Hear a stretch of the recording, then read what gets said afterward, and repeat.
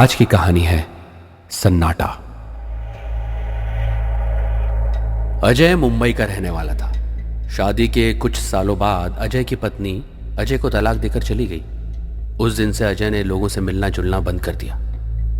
उसने अपना घर बेचकर एक वीराने में घर बना लिया जहां वो अकेला रहता था। उसके घर से ठीक कुछ ही दूरी पर एक क्रिश्चियन कब्रिस्तान पड़ता था। यूं कहा जाए कि अजय ने अपना घर ही कब्रिस्तान में बना लिया था तो गलत नहीं होगा। लेकिन पिछले कुछ दिनों से अजय को वहां पर थोड़ा अजीब सा डर महसूस होता था और उसने अपने इस डर के बारे में कब्रिस्तान के चौकीदार डेविड से भी पूछा। डेविड, यार पिछले कुछ दिनों में इस कब्रिस्तान में मुझे अजीब सा खौफ महसूस हो रहा है, तुमने कुछ नोट किया क्या? अजय के इस सवाल पर डेविड भी डरता हुआ बोला, साहब पिछले 20 सालों से इस कब्रिस्तान की चौकीदारी कर रहा हूं, मुझे आज तक ऐसा महसूस नहीं हुआ जो पिछले कुछ दिनों में हो रहा है। और आपने भी मुझसे यही बात की, मैं तो खुद आपसे बात बोलने वाला था। पता नहीं क्या होगा, क्या बात है, क्या होने वाला है। इतना बोलकर डेविड कब्रिस्तान में चला गया। रात के सन्नाटे और स्याह अंधेरे में डूबे उस पुराने कब्रिस्तान में कब्रों पर जलती हुई एक आध मोमबत्ती की रोशनी में सूखे पेड़ों की परछाई काफी भयानक और दिल दहला देने वाली आकृति बना रही थी। डेविड कब्रिस्तान में अपनी झोपड़ी में सिगरेट के कश लगाने लगा। उसको यहां करीब 20 साल हो गए थे और इतने सालों में उसे कभी डर नहीं लगा। लेकिन वो अजय की बातों से भी सहमत था। उसे भी करीब 15-20 दिनों से अजीब सा डर लग रहा था। यूं कह लो जब से वो कुछ दिनों के लिए अपने गांव गया था और उससे लौटने के बाद वहां का वातावरण, वहां की आबो हवा कुछ रहस्यमयी और खौफनाक सी हो गई थी। गहराती रात के साथ ही पूरे कब्रिस्तान में खून जमा देने वाली ठंड सी हो जाती है। सूखे ठूंठ हो चुके पेड़ों में छिपे उल्लुओं की डरावनी आवाज़ों के बीच किसी बच्ची की हंसने की आवाज़ें गूंज उठती हैं। फिर कुछ अजीब सा शोर उसे सुनाई देता है, जैसे कुछ लोग बातें कर रहे हो। डेविड के दिमाग में अजय की कई बातें चल रही थी कि अचानक वो एक बच्ची के खिलखिला देने वाली हंसी की आवाज़ से उठ बैठा। उसने अपनी टॉर्च की रोशनी उस ओर फेंकी जहां से हंसने की आवाज़ आ रही थी। टॉर्च की रोशनी में डेविड ने एक परछाई देखी जो उस कब्र के पास उल्टा बैठकर बातें करती हुई हंस रही थी। ये देखकर डेविड चिल्लाया, कौन है वहां पर? मगर अचानक डेविड के शरीर के सारे रोंगटे खड़े हो गए और खामोशी छा गई। कुछ ही पल बाद सूखी घास के चरबराने की आवाजों के साथ पेड़ों पर उल्टे लटक रहे चमगादड़ अपने डैने फड़फड़ाकर ची ची करते हुए इधर उधर मंडराने लगे। डेविड ने देखा कोई बच्ची तेजी से भागी और फिर अंधेरों में खो गई। डर से कांप रहे डेविड ने वापस उस कब्र की तरफ टॉर्च की रोशनी फेंकी। वो देखकर उसकी टांगें जोर जोर से हिलने लगी। उसने देखा एक बिना धड़ की लाश जिसका एक हाथ और एक पैर भी नहीं था वहां पड़ी हुई थी। अचानक डेविड का सर घूमने लगा और वो वहीं बेहोश हो गया। सुबह उठने पर वो लड़खड़ाते हुए कदमों से उस कब्र पर गया जहां रात उसने कटी फटी बिना धड़ की लाश और किसी को बैठे देखा था। ये कोई नई कब्र थी। तभी उसे उस कब्रिस्तान का दूसरा चौकीदार पीटर नजर आया जो उसी के पास चलता हुआ आ रहा था।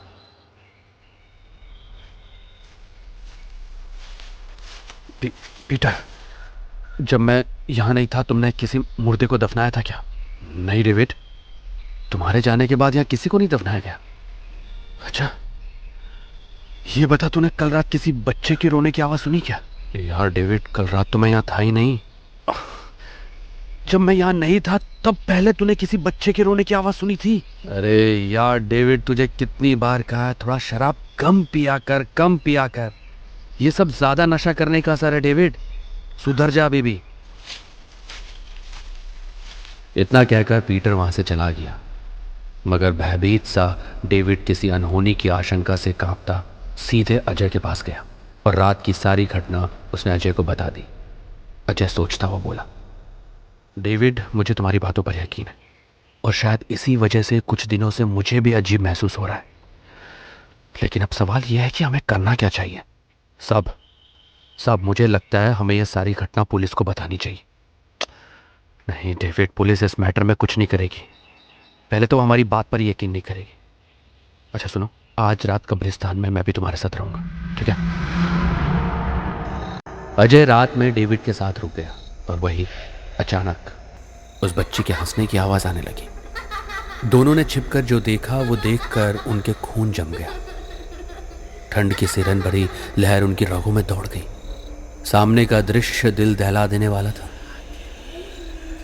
वहां कब्र खुली पड़ी थी और उस खुली हुई कब्र में टुकड़े टुकड़े में कटी हुई 3 लाशें पड़ी थी। आगे का दृश्य और खौफनाक था। वो बच्ची अपने हाथों में बड़ी सी सुई लिए लाशों के कटे हुए हिस्सों को सिल रही थी। इस हौलनाक दृश्य को देख अजय की चीख निकल गई। रात के उस गहरे सन्नाटे में चीखने की आवाज से उस बच्ची ने अपना चेहरा घुमाया और पलक झपकते ही भागकर अंधेरे में गुम हो गई। ये देख डेविड और अजय वहां से डरते हुए भागने लगे। अचानक डेविड पीटर से टकरा गए। अरे डेविड! अजय सर, आप लोग ऐसे कहां भागे जा रहे हैं रात में? और इतने डरे हुए क्यों लग रहे? क्या देख लिया आप लोगों ने? अजय ने एक ही सांस में सारी घटना पीटर को बता दी। सर यहां से कुछ ही दूर पर वो चर्च है ना, हम वहां चलते हैं। फादर डिसूजा से मिलना चाहिए हमें, जल्दी चलिए। कुछ ही देर के बाद वो सब फादर डिसूजा के पास पहुंच गए। फादर उनकी बात शांति से सुनते रहे और उन्होंने अपनी आंखें बंद कर ली और कुछ देर बाद आंखें खोलकर उन्होंने कहा, चलो मेरे साथ। कुछ देर के बाद फादर और वो सब उसी कब्र के पास खड़े हो गए। फादर कुछ पढ़कर चीख कर बोले, सामने आ जाओ। फादर ने यह कहा ही था कि 10 साल की बच्ची अचानक से हंसते हुए उन सब के सामने आकर खड़ी हो गई। बोल, कौन है तू और इन लाशों के साथ क्या कर रही है? कौन लगते हैं तेरे? उस बच्ची की हंसने की आवाज पूरे कब्रिस्तान में गूंजने लगी और फिर उसने कहा, मेरा नाम है जेनी। एक दिन जब मैं स्कूल से वापस आई तो मैंने देखा मेरे पापा और पड़ोस की हिना आंटी दोनों मिलकर मेरी मम्मी को चाकू से मार रहे थे। मेरी आंखों के सामने पापा ने, हिना आंटी ने मेरी मम्मी के टुकड़े टुकड़े कर दिए और लाश के टुकड़ों को इसी कब्रिस्तान में आधी रात को दफना दिया। और मेरे पापा ने मुझे भी मारने की धमकी दी थी। मैं ये सब देख के बहुत डर गई थी। उसके बाद हर रात मेरे सपने में मम्मी की लाश दिखती है। वो मुझे उठाकर कब्रिस्तान लाती है और फिर मैं यहाँ बैठकर सुई से मम्मी को सिलती रहती हूँ। और देखो, मैंने अपनी मम्मी को पूरा सिल दिया। और पता फिर क्या हुआ? एक दिन मम्मी की सिली हुई लाश हमारे घर आ गई। घर में मैं, पापा और हिना आंटी रहते थे। मम्मी ने हिना आंटी को भी ठीक वैसे ही मारा जैसे उन्होंने मम्मी को मारा था। उनके टुकड़े टुकड़े कर दिए मम्मी ने। उसके बाद पापा की बारी। मम्मी ने नोच नोच कर उन दोनों के छोटे छोटे टुकड़े कर दिए। मैं ये सब कुछ छत से देख रही थी। डर की वजह से मैं छत से गिर गई और मर गई। लेकिन मरने के बाद भी मैं हर रात यहाँ आती हूँ, पापा और आंटी की लाश को सिलती हूँ। लेकिन अगली रात फिर उनकी लाश के टुकड़े टुकड़े मिलते हैं। इतना कहकर वो बच्ची गायब हो गई। बच्ची की बात सुनकर फादर ने कहा, ये बच्ची की अतृप्त आत्मा है। इसके पापा और उस हिना नाम की औरत को ऊपर वाले ने सजा दी है। लेकिन सुनो, तुम लोग यहां कदम भी मत रखना, वरना तुम लोग भी अपनी जान गंवा बैठोगे। आज भी आधी रात को रहस्यमय चीखों, हंसी की आवाजों, अजीब सी फुसफुसाहटों और सरसराहटों को अपने भीतर लिए वो कब्रिस्तान बिल्कुल वीरान पड़ा है। अब वहां मुर्दों को दफनाने भी कोई नहीं चाहता। अजय भी अपने उस मकान को छोड़कर चला गया और अब वहां सन्नाटे और दहशत के अलावा कुछ नहीं है।